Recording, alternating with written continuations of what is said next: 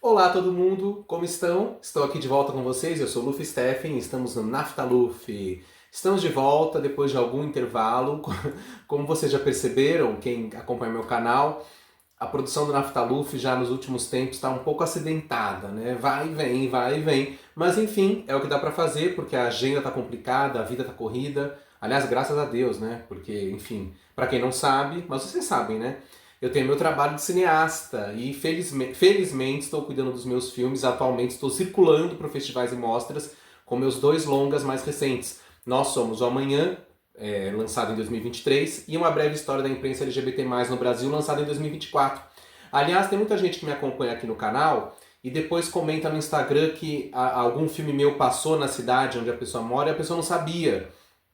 Então, assim, fiquem de olho no meu Instagram e no Instagram desses dois filmes, que têm Instagrams próprios, porque assim a gente anuncia as sessões. Por exemplo, agora a gente vai ter uma sessão de Uma Breve História da Imprensa LGBT+, no Brasil, no Rio de Janeiro, na sexta-feira, dia 25 de abril, às 14 horas. Então sigam a página do filme e a minha para saber mais informações, quem estiver no Rio e quiser assistir. E também teremos o mesmo filme em Caruaru, em Pernambuco, no dia 16 de maio à noite. Também acompanhe para saber. Enfim, só algumas palhinhas dos meus filmes. Mas enquanto isso, enfim, vou vivendo, vou fazendo as coisas e nas horas vagas gravo Naftaluf. Afinal de contas, eu continuo com a minha heróica e mesopotâmica missão de analisar os fragmentos de novelas da plataforma Globoplay. Como vocês viram também, recentemente eu fiz 2 vídeos especiais sobre Vale Tudo, entrevistando João Borboné e Rita Malô, integrantes do elenco original de Vale Tudo, e essa série vai continuar. Em breve, mais entrevistas com pessoas que fizeram parte da primeira versão da novela. Enquanto a série não continua, eu retomo minha análise dos fragmentos novelísticos. E no programa de hoje a gente vai falar dos fragmentos que foram ao ar em fevereiro. Né? A gente já gravou um programa sobre os fragmentos de janeiro desse ano, que foram os fragmentos de Espelho Mágico. E agora estamos analisando fevereiro com Memórias de Amor. Essa novela tão singela e tão estranha. Pois bom, antes de mais nada, eu devo dizer que assim que eu fiquei sabendo que Memórias de Amor iria surgir no Fragmentos da Globoplay, o que eu fiz? Eu, como bom nerd, geek, cabeção, fui estudar.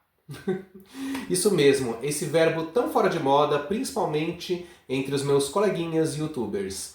Mas enfim, fui estudar e fui reler o livro O Ateneu, de Raul Pompeia, no qual se baseia a dita novela. O Ateneu, que é um livro bastante conhecido, eu acredito que muita gente aqui já leu em algum momento da vida. Eu tinha lido esse livro quando eu estava, acho que na sexta série do colégio. Acho que a escola mandou ler, né? Leia o Ateneu. Era um livro curricular, acho que eu estava na sexta série, eu devia ter uns 13 anos. Enfim, eu li o livro, mas eu não lembrava de nada. Né? Lá se vão 35 anos, mas cerca de 35 anos. Então eu fui reler, né? Peguei o livro aqui, na verdade essa edição é uma que eu achei agora no sebo, porque a versão que eu li na época nem tenho mais, nem sei qual é, não tinha mais. Então eu fui pegar essa edição que é muito bonita, né, da Abril Cultural, Grandes Sucessos, é uma série muito bonita, muito bem cuidada, uma edição muito bonita, muito bacana, que foi lançada em 1981. Esse livro aqui é de 81, essa edição. Né? Ou seja, 2 anos depois da novela ter ido ao ar, olha que interessante. O Ateneu de Raul Pompeia. Inclusive, é uma edição muito bacana porque ela traz o texto original e as ilustrações originais do próprio autor Raul Pompeia, já que, segundo consta, ele era um exímio desenhista e cartunista. Né? Então as ilustrações são do próprio, né? Olha que interessante. O Raul Pompeia, a gente vai falar daqui a pouco, ele morreu, o livro é de 1888. E ele morreu 7 anos depois, em 1895. 10 anos após sua morte, em 1905, o livro foi publicado na íntegra pela primeira vez com o texto e ilustrações que ele mesmo tinha deixado.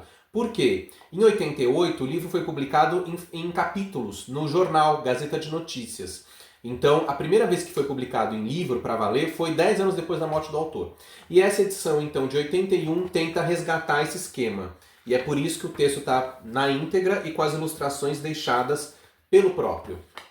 Pois é, fui ler o livro e aí o que aconteceu? Quais foram as minhas impressões sobre o livro que eu fui reler antes de ver os fragmentos da novela? Bom, a primeira coisa que a gente tem que pensar quando a gente fala do Ateneu é que é um dos livros mais importantes do chamado naturalismo brasileiro, né? Corrente literária que é uma espécie de derivada do realismo, né? Mas o naturalismo é mais digamos, mais realista talvez do que o próprio realismo, né?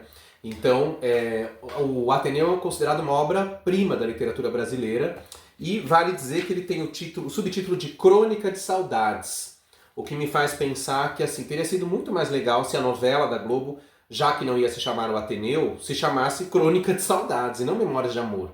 Mas enfim, a gente vai falar disso daqui a pouco. O que eu posso dizer sobre esse livro? Na verdade, o livro, pela sua temática, né, qual é o tema do livro? Qual é o núcleo do livro?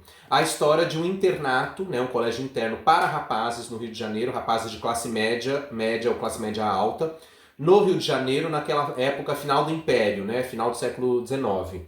E aí o tema é esse, né? Diversos garotos na pré-adolescência e adolescência enfurnados num colégio. Então é a passagem da adolescência para a vida adulta, né? E a descoberta, claro, do sexo, do erotismo, do desejo. Consequentemente, o tema do homoerotismo, ou seja, questões gays entre homens, aparece porque é inevitável, né? Claro que muitos garotos vão ser gays, tanto na vida real, nesse tipo de colégio, quando existiam esses colégios, como nos livros, né? E nas obras artísticas. Então, o interessante do Ateneu é que ele é pioneiro, né? Porque ele antecipa uma série de obras mundiais que tematizaram a mesma coisa depois, né? Então, por exemplo, o Ateneu foi lançado em 1888. Enquanto isso, na Alemanha, o Frank Wedekind escreveu a peça O Despertar da Primavera, que tem mais ou menos a mesma história, o mesmo foco, né? Que ali tinha personagens femininas também, mas eram adolescentes, né? A vida escolar, toda aquela questão. Essa peça o Wedekind escreveu em 1890-91, só que ela só foi montada pela primeira vez em 1906. Né? Outra obra que eu lembrei, Os Meninos da Rua Paulo, do húngaro Ferenc Molnár, uma obra muito conhecida, um livro que foi publicado pela primeira vez em 1907. Ganhou montagens mundo afora, inclusive no Brasil, né?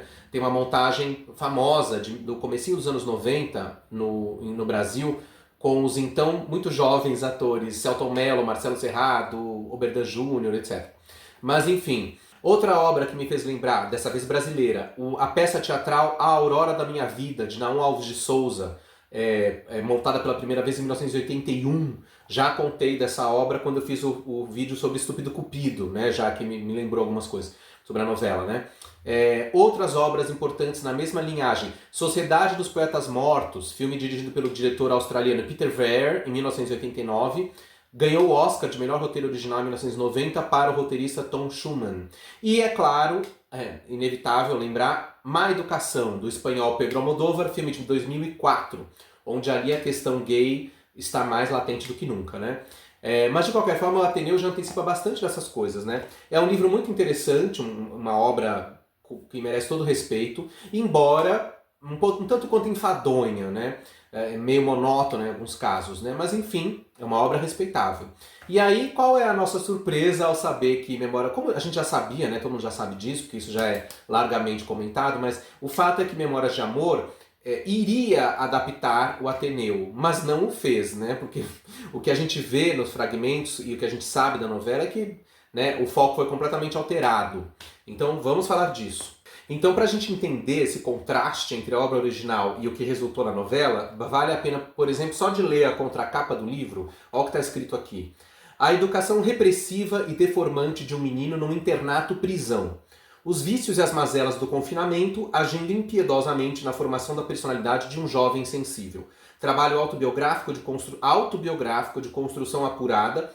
O romance de Raul Pompeia apresenta alguns tipos de admirável expressividade. Aristarco, o diretor. Sérgio, a encarnação do autor. Bento Alves, o colega forte e valente. Só por nessa narrativa da sinopse na contracapa, a gente já sente um pouco do tema homoerótico se aproximando, né, sorrateiramente. E como eu falei, nas obras que eu citei, isso vai aparecer em maior ou menor grau.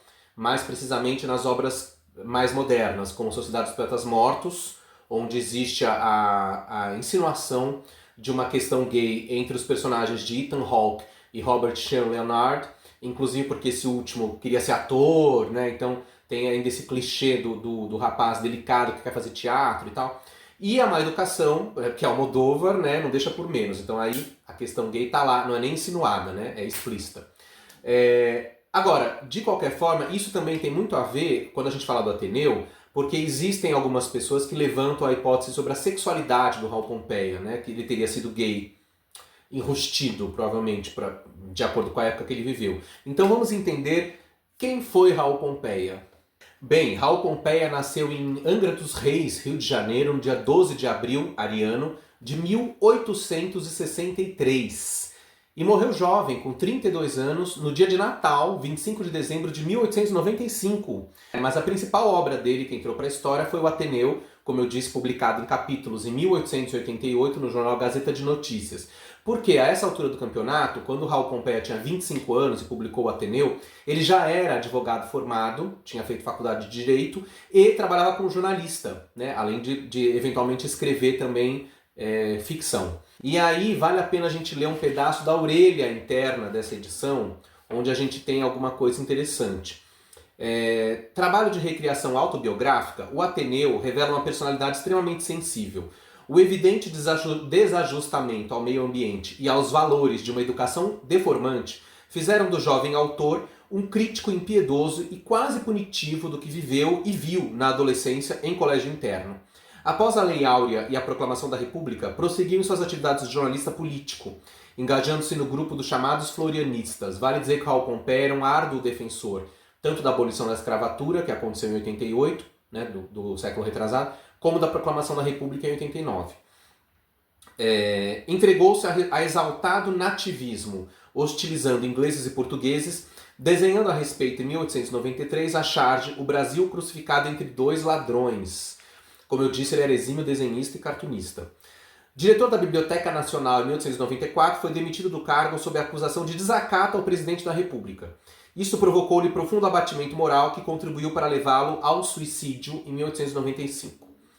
Está para ser feito um balanço do real valor de sua obra, esquecida em jornais e revistas, Microscópios, contos publicados na Comédia, Alma Morta em Gazeta da Tarde, As Joias da Coroa em Gazeta de Notícias, mas sempre ofuscada pelas qualidades excepcionais de O Ateneu, verdadeira obra-prima da literatura. Pois é, quando a gente examina mais detalhes da história pessoal do Raul Pompeia, a gente vê as semelhanças gritantes entre ele e o Ateneu. O Raul Pompeia, por exemplo, aos 11 anos de idade, foi matriculado num colégio interno, portanto em 1874, que se chamava Abílio. É claro que Abílio só pode ser a matriz do Ateneu, né? Ele mudou um pouco o nome, mas você vê que é uma palavra parecida, começa com A, etc. E era isso mesmo, um colégio interno para rapazes no Rio de Janeiro, onde ele passou poucas e boas. Depois, né, já adulto, ele se engajou nas questões políticas, como a gente falou, jornalista político, etc. e tal, e acabou se matando no escritório da casa onde morava com sua mãe, que estava viva naquele momento. Ele nunca se casou nem teve filhos. Enfim, no livro Ateneu, a gente vê que o protagonista Sérgio é obviamente um alter ego dele. O protagonista também surge na escola, matriculado no Ateneu com 11 anos de idade. A mesma idade que o Raul tinha quando foi matriculado no Abílio.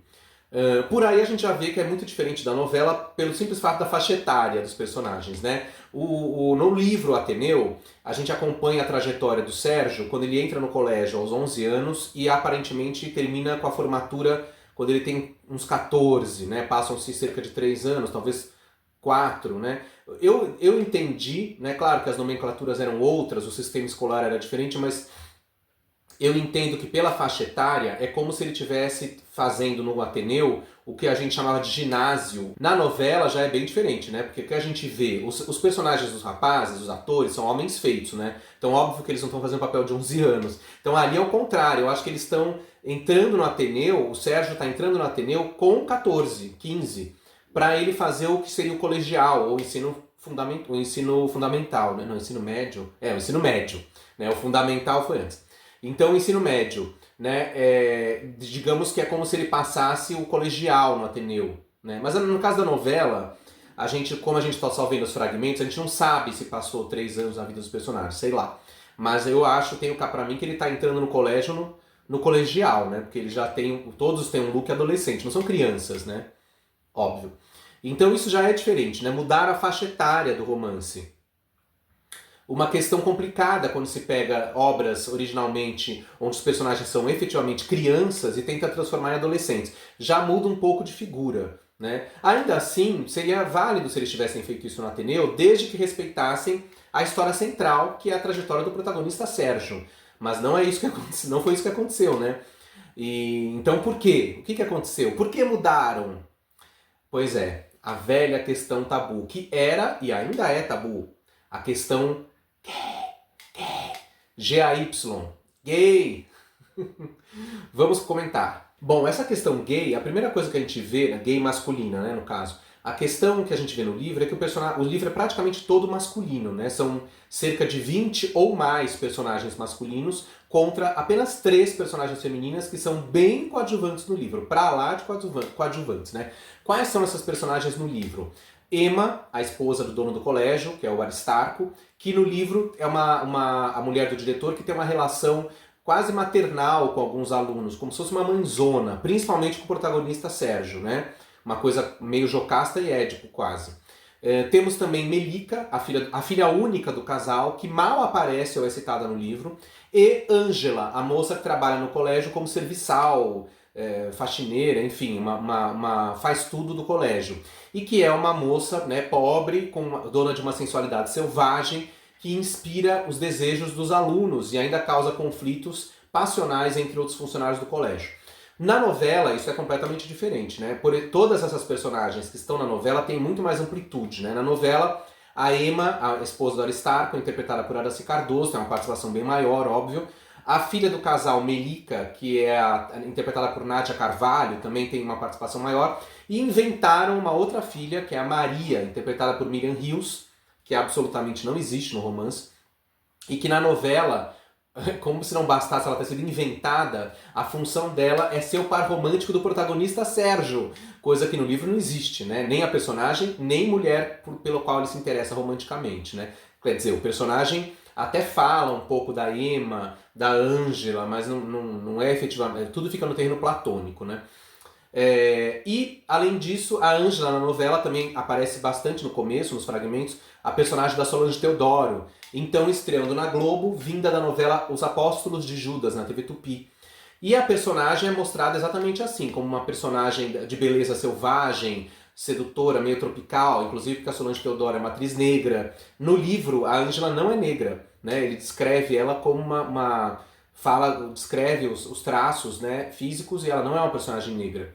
Na novela é a Solange Teodoro, e pelo que a gente entende nos fragmentos, ela é morta, a Ângela é assassinada durante a história pelo vilão psicopático interpretado pelo Jorge Botelho, que no livro também não existe, porque no final dos fragmentos ela não está mais, e alguém fala, né, que ele tinha matado a Ângela, não sei o que lá, enfim, outras histórias, né.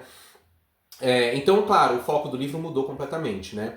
Mas o grande absurdo, né, é a transferência do protagonismo da história do livro, que é do Sérgio, para um casal que não existe no livro, né? Jorge e Lívia, que na novela são os personagens de Eduardo Tornaghi e Sandra Brea.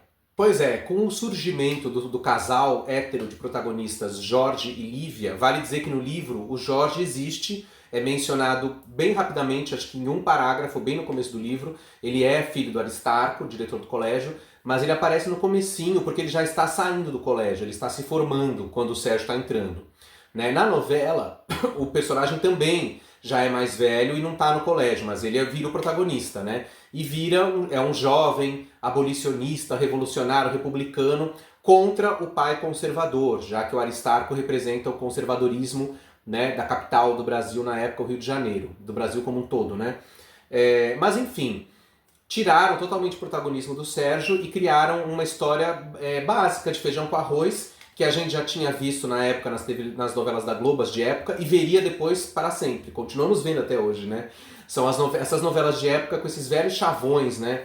Do romance hétero, jovens, homem e mulher jovens que se casam, amores impossíveis, os casamentos héteros antigos, ou seja, a questão gay não existe, né?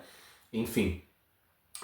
Então é uma pena que jogou-se fora esse subtexto, mas também, né, o que esperar de qualquer emissora de televisão no Brasil no final dos anos 70, ainda em plena ditadura militar, mas mesmo que não fosse, né, às 6 da tarde, né? É claro que a escolha desse livro foi uma escolha equivocada, né, para fazer. Funcionaria melhor naquela época, ou mesmo depois, fazer a adaptação como uma minissérie, né, de 30 capítulos por horário das 11, sei lá. Aí poderia se abordar as coisas com mais propriedade.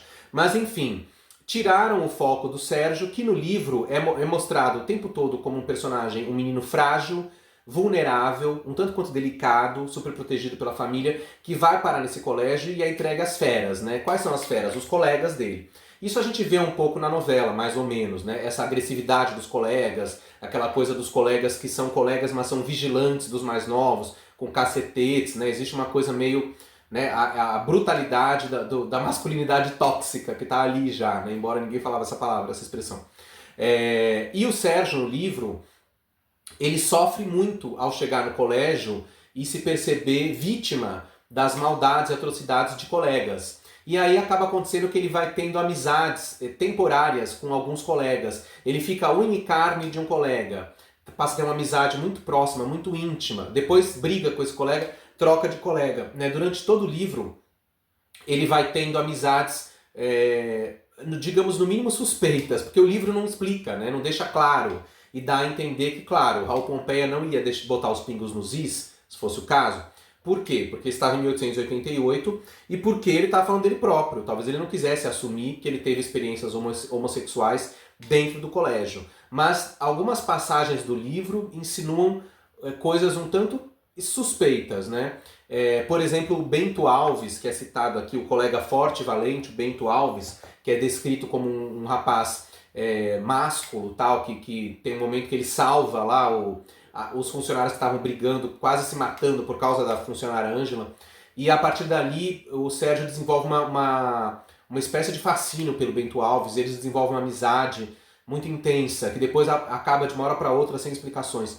Tem um outro pedaço antes, onde ele está amigo de um outro colega, cujo nome eu esqueci agora, e de repente ele se afasta desse colega, o Sérgio se afasta do colega, aparentemente ofendido e surpreso e assustado, porque o colega mandou cartas para ele cobrando uma presença mais forte, já que eles tinham uma amizade tão intensa, não sei o quê. Aí ele se assusta com isso e abandona esse amigo, sem maiores explicações.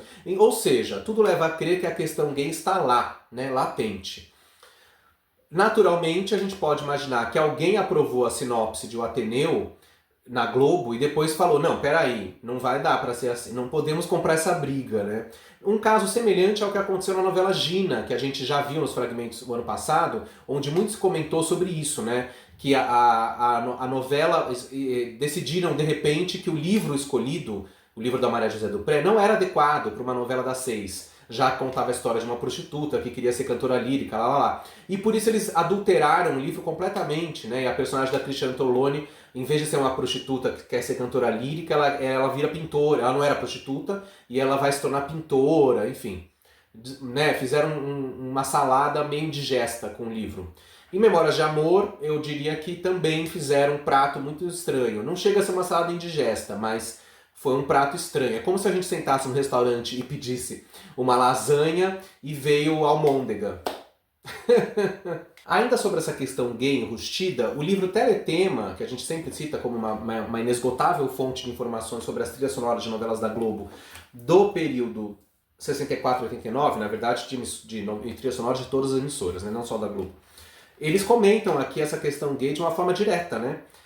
Aqui está escrito, a trilha traz uma curiosa canção de Vando, chamada Emoções, não confundir com a música do Roberto Carlos, que narra, de forma velada, uma relação homossexual.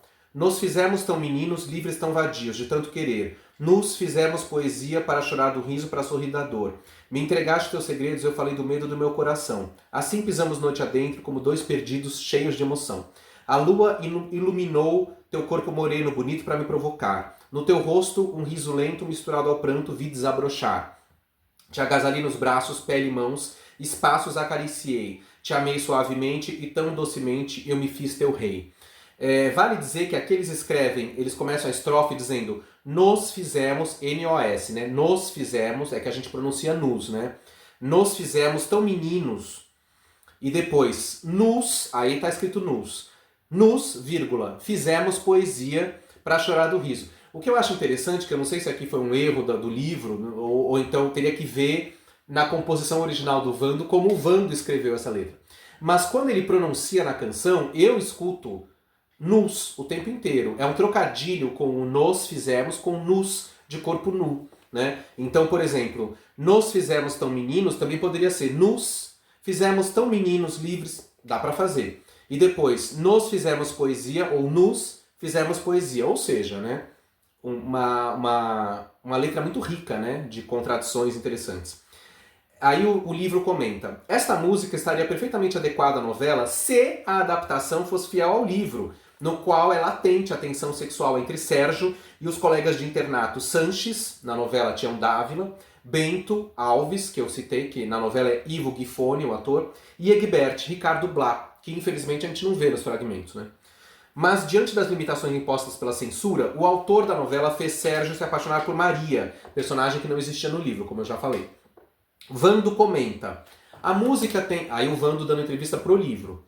A música tem essa conotação homossexual porque a homossexualidade, principalmente naquela época, era algo que tinha que se manter escondida. E eu tinha lido um livro que falava de duas pessoas que estudavam em um colégio e só no final é que se descobre que eram dois homens. Achei tão interessante que resolvi fazer essa música, deixando a coisa nas entrelinhas. As pessoas não prestam muita atenção, mas acho que essa é uma das boas letras que fiz. O gozado é que a música não entrou com essa intenção na novela, mas como tema para Sandra Brea.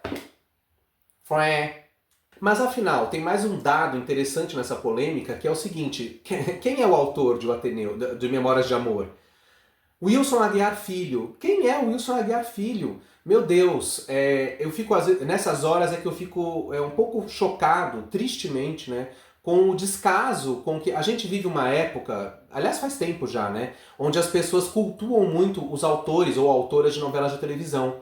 E eu me pergunto se quando essas pessoas morrerem, os que estão vivos, serão lembrados ou serão completamente esquecidos, como é o caso do Wilson Aguiar Filho. A gente tem outros exemplos que a gente já comentou em outros vídeos, né? Por exemplo, Braulio Pedroso, Jorge Andrade. Tem uma série de autores de novelas que morreram e ninguém comenta nada sobre eles, ninguém faz nada sobre eles. Né? Quer dizer, é maravilhoso a gente ter a biografia do Gilberto Braga, a autobiografia do Aguinaldo Silva, mas alguém tinha que fazer a biografia desses outros autores, que estão esquecidos. Bom, Wilson Aguiar Filho era carioca, nasceu em 1951, e morreu 40 anos depois, em 1991. Na verdade, acho que ele ia completar 40, ainda não tinha completado 40, né? Estava com 39. Bom, mais ou menos acho que essas datas que aparecem, são essas as datas que aparecem por aí. Ele teria nascido em 51 no Rio de Janeiro e morreu também no Rio de Janeiro em 91. Curiosamente, ele nasceu no dia 25 de dezembro de 51. Portanto, ele nasceu exatamente 56 anos depois da morte do Raul Pompeia. Questões espíritas poderiam aparecer? Não sei. Os espíritas dizem que as reencarnações demoram muitos anos, né, na vida terrena. Às vezes, não sei. Tem gente que fala: fui reencarnação de fulano de tal, alguém que morreu há 20 anos. Mas enfim, não sei se o Wilson Aguiar Filho era reencarnação do Raul Pompeia. Mas não deixa de ser curioso que ele nasceu em 25 de dezembro de 51, exatamente 56 anos depois da morte do autor, do Raul Pompeia, que morreu em 25 de dezembro de 1895. O Wilson Aguiar Filho era primo da Glória Pérez. Inclusive, a Glória Pérez trabalhou na Memórias de Amor, como todo mundo pode ver nos créditos finais, trabalhando na parte de pesquisa histórica da direção de arte, ao lado da Ana Maria Magalhães. Foi a estreia da Glória Pérez na Globo, ainda não como novelista, e sim como pesquisadora. Enfim. E o Wilson Aguiar Filho, a primeira novela dele como titular na Globo foi Memórias de Amor. Depois ele fez outras novelas na emissora. Curiosamente, as novelas dele na Globo parece que nunca deram muito certo, né? Sempre ficaram meio truncadas.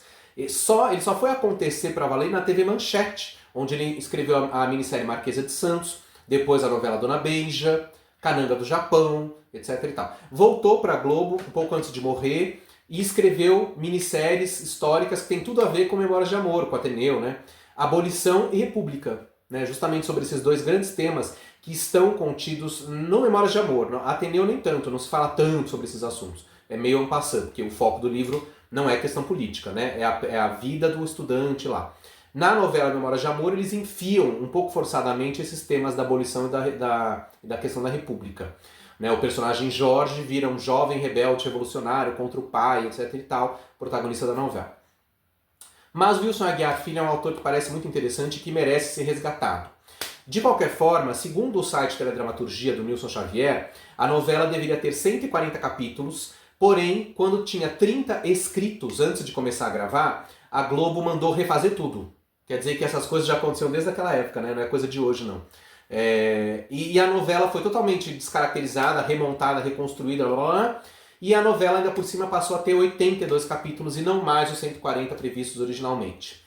E como a gente falou já fartamente nesse vídeo, mudou completamente a coisa. Então, por exemplo, era para ser, o protagonista efetivamente seria o Sérgio, que também, segundo o Teledramaturgia, o Lauro Corona foi convidado para interpretar o papel, como protagonista absoluto, né?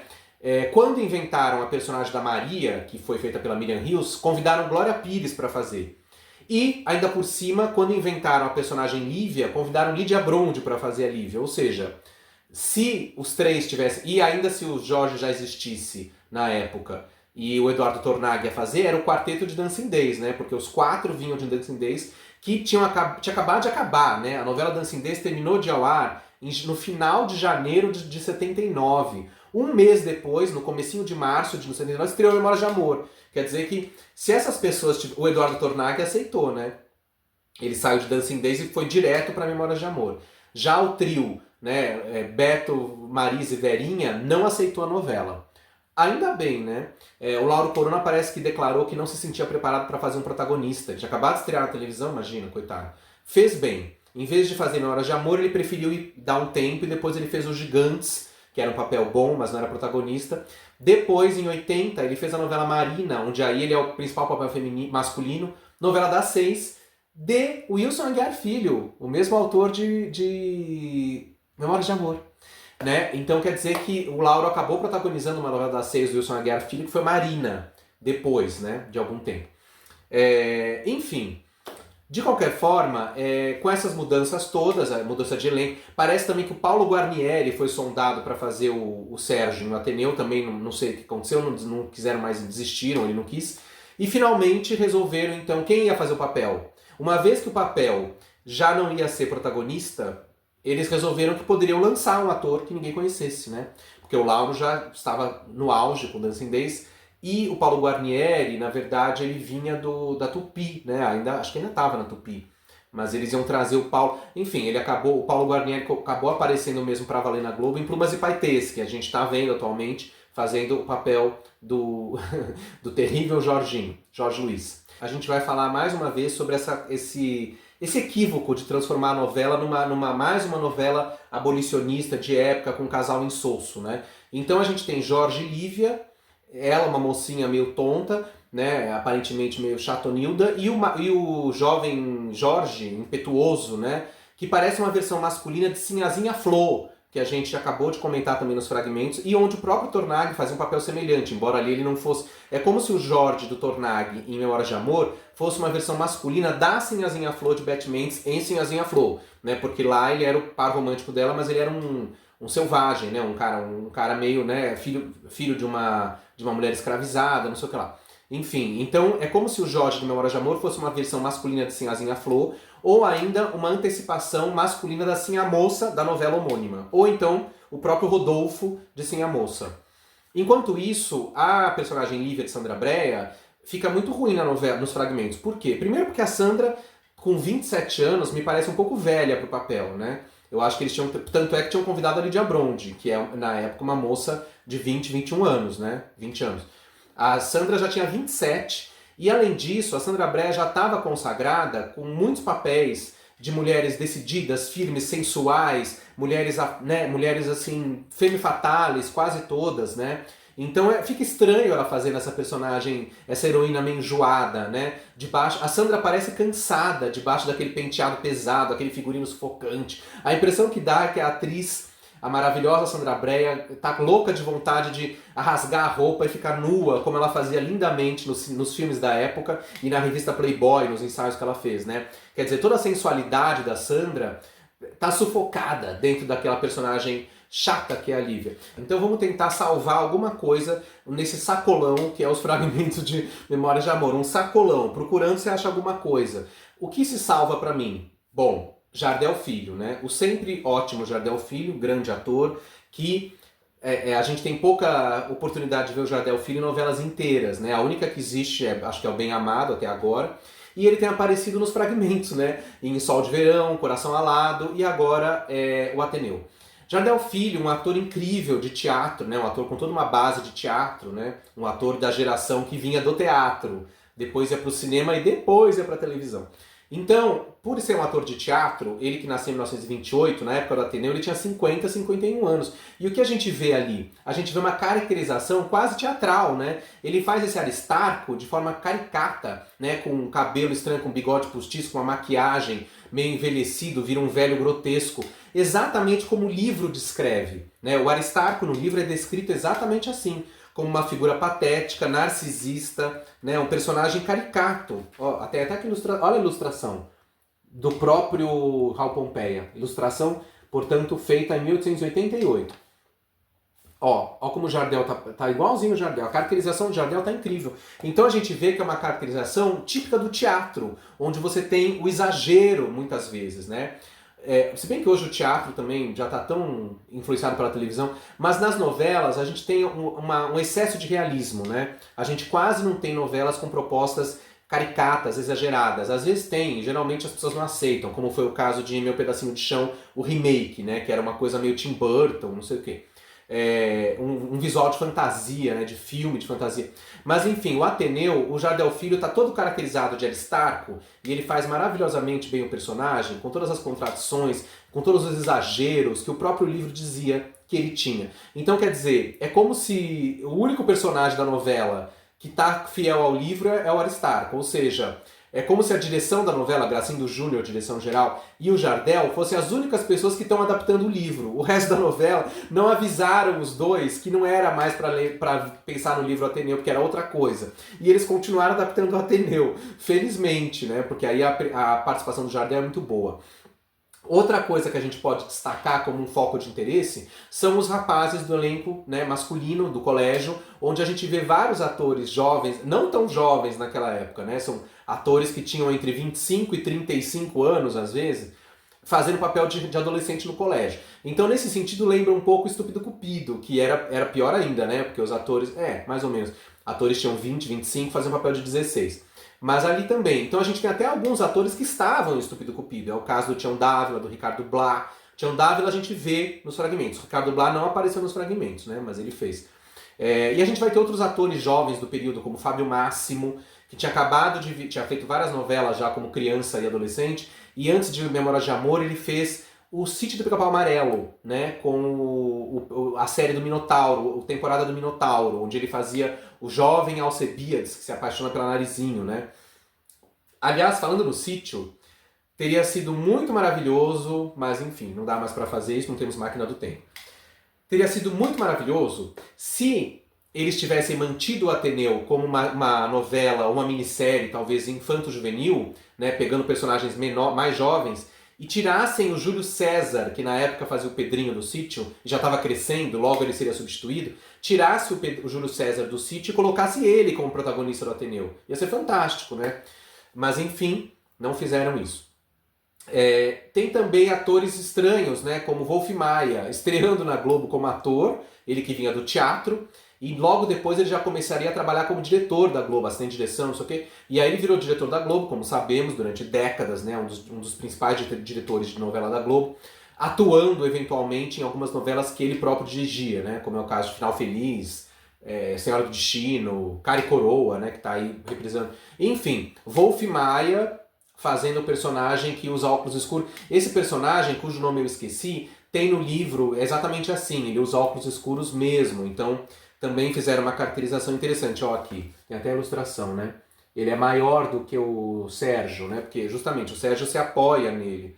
Deixa eu ver, como é o nome do personagem mesmo? Eu poderia dizer, olhar isso direto. Acho que é Rebelo, né? Rebelo. O nome do personagem é Rebelo. Enfim. Então a gente tem esse elenco jovem ali. Tem o Luciano Sabino, que tá lá também, que tinha acabado de sair de Dancing Days, onde ele interpreta Luciano, um amigo lá da turma da Marisa. Enfim, então tem algumas curiosidades de elenco em Memórias de Amor, apesar de tudo. Mas a grande curiosidade do elenco eu deixei pro final, de propósito. Save the best for last. O ator Maneco Bueno. Que ator simpático, né? Gente, eu tô apaixonado por esse ator. Fui pesquisar sobre a vida dele, coisa que eu nunca tinha feito, e acho acho fantástico, assim, puxa vida, é triste, né? Pensar que um ator tão jovem, tão interessante, promissor, morreu tão jovem, né? Que foi logo depois da novela. Então, para quem não sabe, Maneco Bueno nasceu em São Paulo em 1950, segundo consta. Começou a carreira no teatro no começo dos anos 70, principalmente em peças musicais, porque ele cantava também. Então parece que uma das primeiras peças profissionais que ele fez foi uma montagem brasileira do musical Jesus Christ Superstar, em 72, quando ele teria 22 anos, interpretando um personagem coadjuvante, mas importante. E ele continuou trabalhando com teatro, né? Bom, depois eu vou falar mais sobre a carreira dele no teatro musical. De qualquer forma, ele estreou na Globo em 1979, no começo do ano, fazendo o Sérgio, o protagonista, ou o que deveria ser o protagonista, de Memórias de Amor. A novela durou só 3 meses. Assim que acabou, ele entrou no Sítio do Cabo Amarelo, que a gente acabou de citar, na história Emília, Romeu e Julieta, que está inteira na Globoplay, porque foi uma das temporadas do Sítio que foram exibidas pelo canal Viva há pouco tempo atrás, lembra? Acho que há uns 2 anos. O Viva exibiu várias temporadas do Sítio desse período de 79, mais ou menos desse ano. Talvez seja só o ano de 79, não sei bem. Começo de 80. E essas temporadas estão todas na Globoplay. Correm antes que tirem. E aí tem lá Emília, Romeu e Julieta, onde a turma do sítio conhece uma trupe de teatro que está na cidade, lá na Arraial dos Tucanos, para montar o Romeu e Julieta. E o Maneco Bueno interpreta o ator que vai fazer Romeu na montagem, né? A Tete Pritzel interpreta a Julieta, o Wolf Maia está lá também, interpretando acho que Mercúcio, enfim. Então, o sítio tá lá, né? Eu vi uns fragmentos, eu vi uns pedaços desse sítio, ainda não vi inteiro agora, quando eu tava pesquisando, e o Maneco Bueno é uma figura tão carismática, né, que ilumina a tela, né? Ele é muito doce, muito meigo. Ele era pequenininho, baixinho, chaveirinho, né? Por isso fazia papéis de garoto, de adolescente. Inclusive, o Ateneu, o Sérgio é descrito no livro como um menino pequeno, franzino. Não é à toa que eles queriam colocar o Lauro Corona ou o Paulo Guarnieri, que também são baixotes, né? O Lauro era baixote, o Paulo Guarnieri ainda deve ser baixote, né? Ele tá vivo. E o Maneco Bueno também era bem baixinho, de tamanho, né? Então o Maneco Bueno estreou na Globo em 79, fazendo o Sérgio. Logo depois ele foi aproveitado no Sítio, nessa temporada Emília, Romeu e Julieta. Enquanto isso, a novela das 6, que substituiu Memórias de Amor, foi Cabocla. Quando a Cabocla terminou, foi ao ar uma reprise super rápida de Escrava Isaura, e aí estreou já no começo de 80, às 6 da tarde, Olhai os Lírios do Campo, onde o Maneco Bueno aparece novamente, dessa vez fazendo um papel mais velho, né, um personagem chamado Acélio. Inclusive tem um visual mais assenhorado, né, terno, gravata, óculos, né, acho que até bigode, né, pelo que eu vi nas imagens. E depois disso ele já não fez mais novela nenhuma, né? Depois ele fez um filme em 80, O Grande Palhaço, filme com Angelina Muniz, Luiz Armando Queiroz, Maria Zilda. Na internet eu só achei um trechinho desse filme e não vi o personagem do Maneco Bueno, não aparece. Mas pelo que consta, ele era um trapezista do circo, né? A história se passa num circo. E em 81, com apenas 31 anos, ele morreu. Segundo consta, vítima do HIV, né? Quer dizer, o Maneco Bueno teria sido uma das primeiras vítimas do meio artístico do HIV, antes ainda do Marquito, que é o famoso costureiro estilista que morreu no começo de 83 e é considerado oficialmente a primeira celebridade brasileira a ser vítima da AIDS. O Maneco Bueno então teria sido antes ainda, em 81, quando a síndrome estava começando a sair dos Estados Unidos para ir para o mundo, né? Então, assim, triste ironia do destino, né? Uma pena termos perdido esse ator que parece tão interessante, né? Eu acho muito legais as cenas dele no Memórias de Amor. Acho que ele tem uma presença diferente, talvez porque a gente não conhece direito esse ator, então a gente vê aquela figura nova, né? Pra gente é nova, né? Pra mim é nova, e causa um frescor, né? O jeito, e a gente vê isso no Sítio também, nas imagens do Sítio, né? Um jeito de interpretar que tem algo teatral, uma voz diferente, que aliás a voz a gente pode conferir em algumas gravações do teatro musical que ele deixou, né? De músicas que ele cantou nessas peças. Enfim, gostei muito de Maneco Bueno, uma pena que a gente não pode ver mais dele. Tomara que venham os fragmentos de Olhar os Lírios do Campo, né, sei lá se é a novela inteira, e a gente possa ver ele em cena lá também. E aí, na tentativa de saber mais sobre Maneco Bueno, fui conversar com um amigo meu, veterano jornalista ligado ao teatro, né, uma pessoa que tem agora acho que cerca de 75 anos de idade, por aí. Fui conversar com ele para perguntar se ele conheceu Maneco Bueno. Bingo! Não só conheceu, como conviveu com ele, exatamente na fase de teatro musical, antes do Maneco ir para Globo. Então ele me contou vários detalhes, por exemplo, que ele acompanhou os processos de testes de audição de elenco do musical Boy Meets Boy, montado em São Paulo em 1977. O que é Boy Meets Boy? Boy Meets Boy é um musical americano que estreou na Broadway nos Estados Unidos em 1975, criado por Bill Soley e Donald Ward, um musical com músicas próprias, inéditas, né, originais, sobre o universo gay masculino nos anos 30, quase como com um universo meio glamuroso, né, com os homens com aquelas roupas de terno, com fraque, né, e é uma coisa inspirada nos musicais do Fred Astaire e Ginger Rogers, que são dos anos 30, né, no cinema. Então é como se eles tivessem feito uma brincadeira, né, uma releitura dos anos 30, onde o mundo gay existisse abertamente. Essa é a história de Boy Meets Boy. Esse meu amigo, e ele disse, né, que o diretor Odavi Petit, que dirigiu essa montagem, a primeira montagem, não sei se foi a única, mas foi a primeira montagem brasileira de Boy Meets Boy. O Odavi Petit testou vários atores jovens para fazer os papéis e o Maneco Bueno ganhou o papel principal, né, da peça. Enfim, a peça estreou em 1977 em São Paulo, no Café Teatro Odeon / Gay Club, na rua Santo Antônio, no Bexiga, Bela Vista. Vale um parênteses aqui para dizer que olha que coisa maravilhosa, gente. Depois falam que eu tenho saudosismo tóxico, mas também a vida tinha coisas tão interessantes que hoje não existem mais. Então, por exemplo, o Gay Club era uma boate gay na rua Santo Antônio, a casa tá lá até hoje, no Bexiga.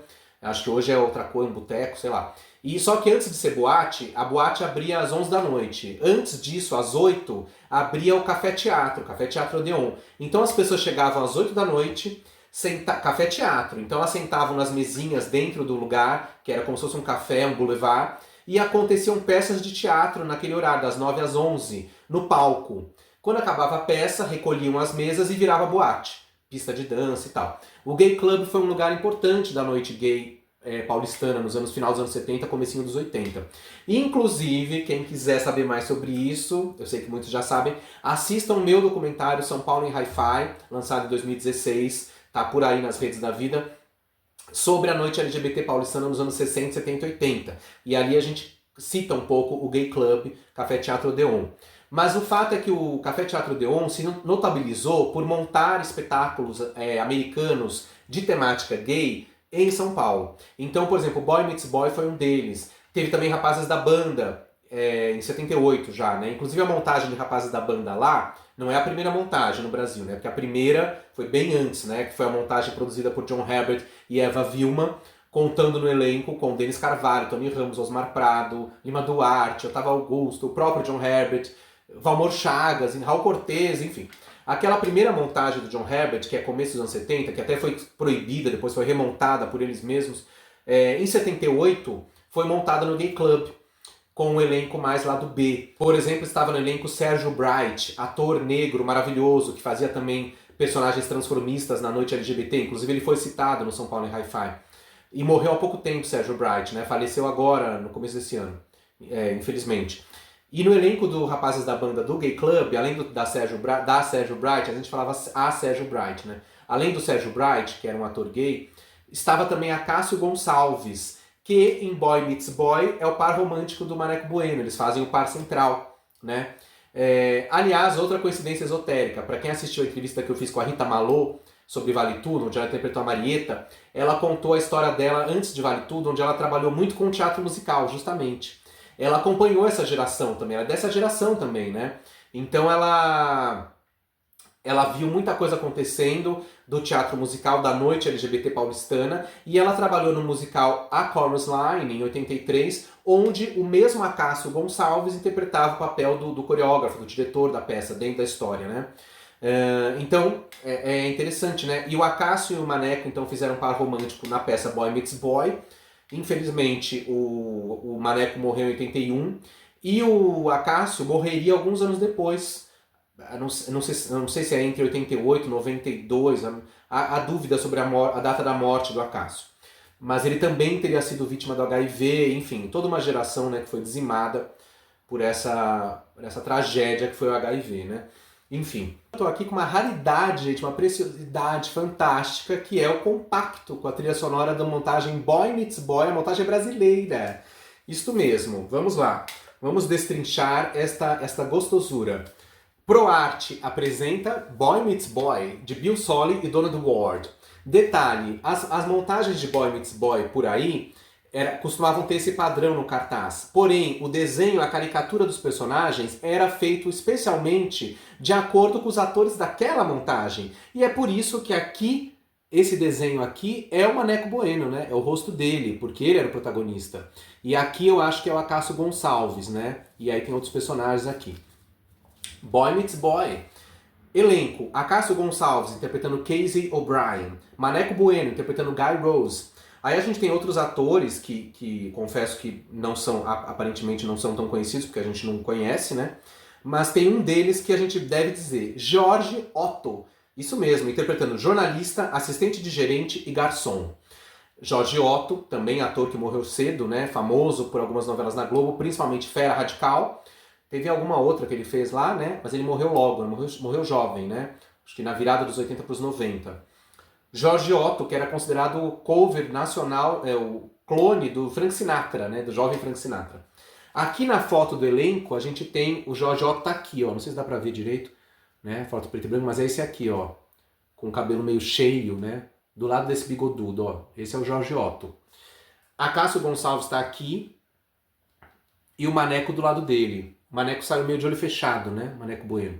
E as outras pessoas. Que mais que a gente tem aqui? Ficha técnica. Autores, Bill Solly e Donald Ward. Tradução de texto, Celso Batista. Tradução de músicas, Ronaldo Ciambroni. Uma figura super importante no teatro gay brasileiro, especialmente paulista. Escreveu, dirigiu, montou diversas peças sobre drag queens, gays, travestis, transformistas. E tá aí, né? Deve estar aprontando alguma por aí. Uma lenda viva. Direção geral da Vilas Petit, ou da Vilas Pet, como alguns falam. Assistência de direção, Luiz Damasceno, ator incrível de teatro, que eu trabalhei numa peça em 2004 como ator, Um Número, dirigida por Beth Coelho. Luiz Damasceno era o protagonista, ao lado de Marco Antônio Pâmio. Flávio Febo, cenografia e figurinos, também um cara super importante para o teatro brasileiro. Enfim, tem aqui a equipe técnica, o elenco posando. As músicas, é um compacto, né, gente? Quem não sabe que é compacto, você sabe que eu sei. Lado 1, Diga Se Você Não Tem Ninguém, de Bill Solly, versão de Ronaldo Ciambroni. O solo dessa música é do Maneco Bueno. Ainda no lado A, Vamos, Bill Solly, versão de Ronaldo Ciambroni. Também é o solo do Maneco Bueno. Lado B, Final, Bill Solly, versão de Ronaldo Ciambroni, que é uma espécie de pupurri das músicas da peça, que aí tem o elenco, tem o coro, etc e tal. Tem uma coisa curiosa que eles erraram aqui a grafia, né? Porque aqui aparece Diga Se Você Não Tem Ninguém. No rótulo do disco, a música tem outro título, que é Alguém Ama Você. Mas é porque ele começa cantando Diga se você não tem ninguém. Mas acho que a música chama mesmo Alguém Ama Você. E aqui no rótulo, olha que fantástico esse rótulo. Gay Club, o selo que lançou chama Gay Club, da própria boate, não é uma gravadora normal. Gay Club, Boy Meets Boy, Maneco Bueno e Acácio Gonçalves, ou seja, eles são os artistas principais, onde teria o nome dos cantores, né? Você pega um compacto da época, por exemplo, Vando, aí tá escrito Vando, gravadora, sei lá, Continental, Vando Emoções, é o nome da música. Aqui eles põem Boy Meets Boy, Maneco Bueno e Acácio Gonçalves, porque são os solistas principais, né? 1978, Alguém Ama Você e Vamos. E do outro lado a mesma coisa, só que a música é Final. É a música que encerra o espetáculo. Enfim, eu espero que algum dia, em algum lugar, alguém encontre, será que sou eu esse alguém? Alguém encontre a gravação dessa peça na íntegra. Seria maravilhoso se alguém tivesse gravado, né? Acho difícil. Mas sonhar não custa nada. Ainda.